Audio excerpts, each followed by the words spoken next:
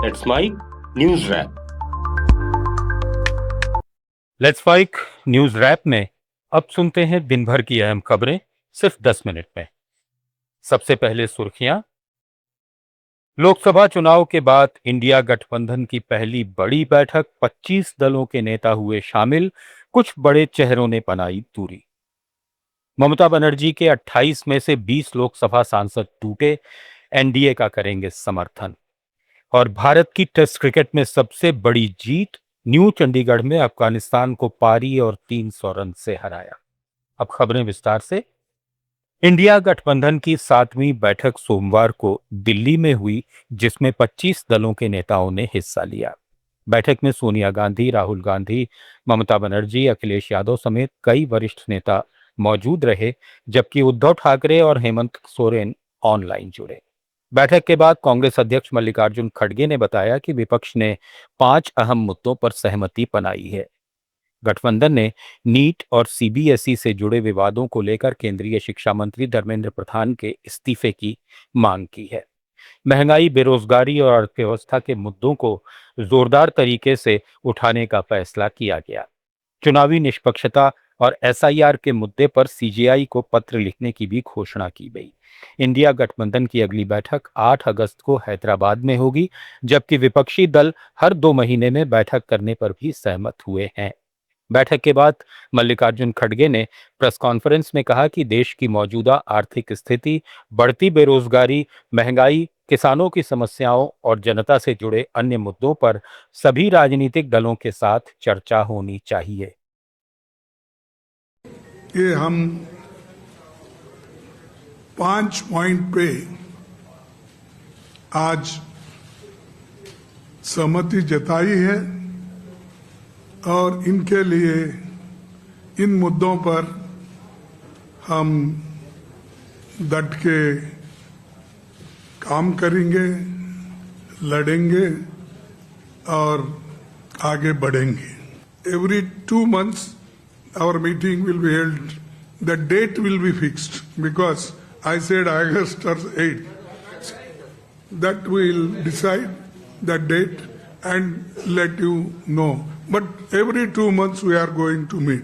बिहार विधानसभा में नेता प्रतिपक्ष तेजस्वी यादव ने कहा कि हम सब लोग साथ हैं।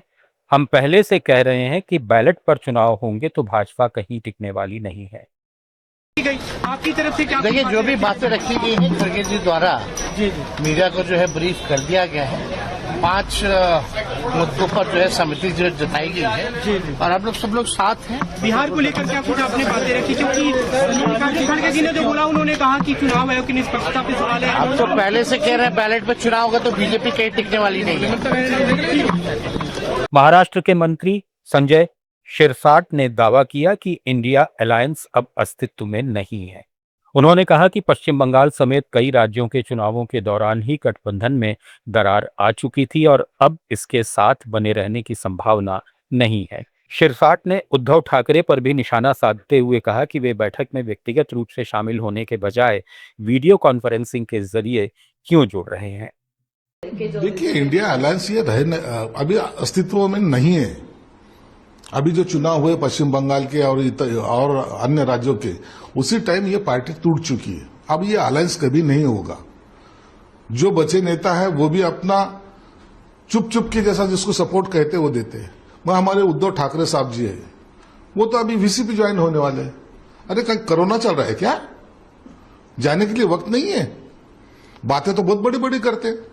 ऐसे कौन से काम में तुम बिजी हो जो इंडिया अलायंस में जा नहीं पा रहे हो?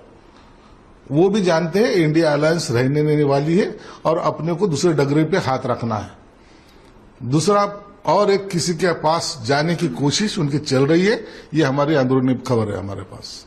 इसलिए वो आज वो अलायंस की बैठक में उपस्थित नहीं रहते। दिल्ली में हुई इंडिया गठबंधन की अहम बैठक से आम आदमी पार्टी ने दूरी बना ली है।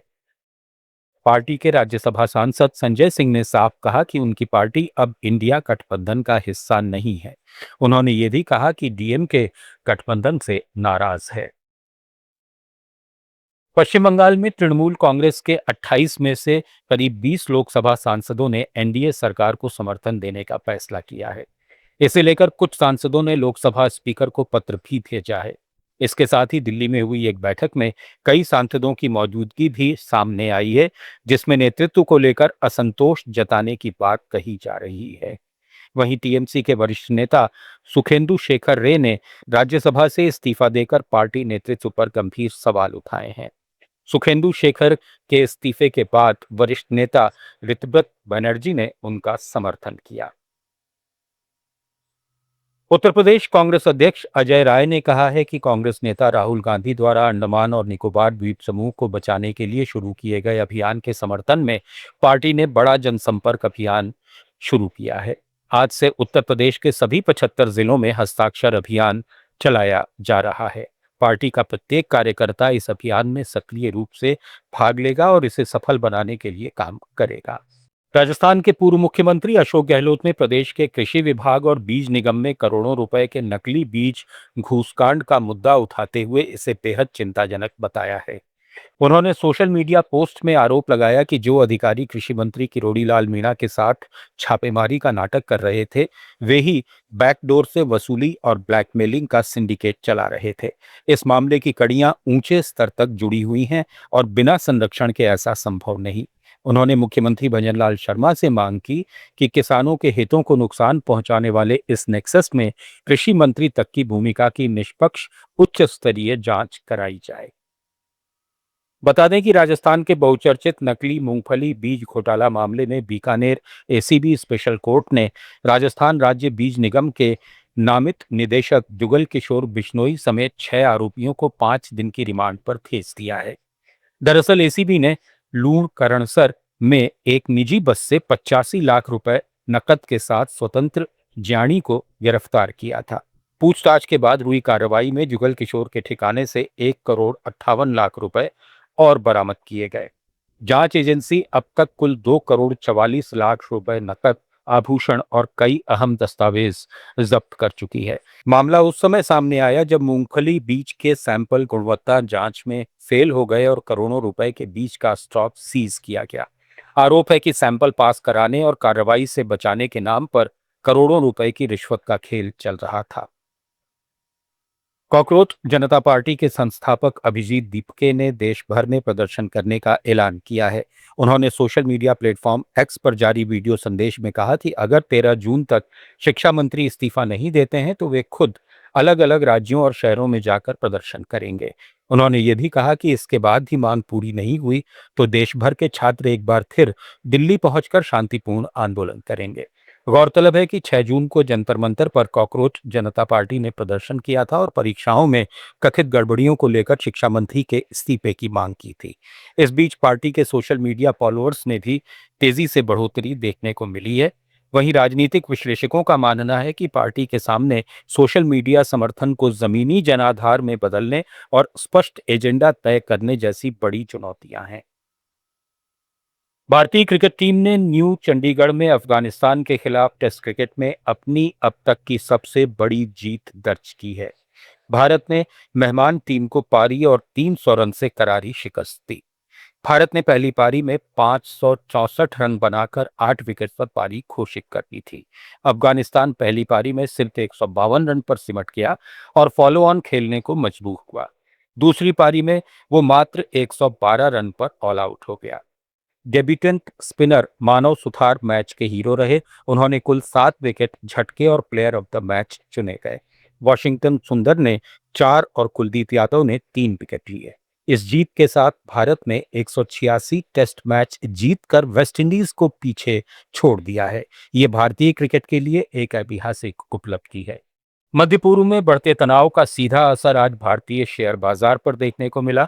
सेंसेक्स 719 अंक यानी 0.97% गिरकर 73,524 पर बंद हुआ, जबकि निफ्टी 244 अंक यानी 1.04% टूटकर 23,123 पर बंद हुआ। बाजार में आईटी, मेटल और रियल्टी सेक्टर में सबसे ज्यादा बिकवाली दर्ज की गई। इधर सोने और चांदी की कीमतों में भी खासी गिरावट दर्ज की गई। India Boolean and jewellers association के अनुसार 10 ग्राम 24 कैरेट सोने का भाव 3,470 रुपए टूटकर 1,51,000 रुपए पर आ गया। जबकि 1 किलो चांदी 15,748 रुपए सस्ती होकर 2,41,000 रुपए पर पहुंच गई। मात्र 8 दिन में चांदी में 22,000 रुपए की भारी गिरावट आई है।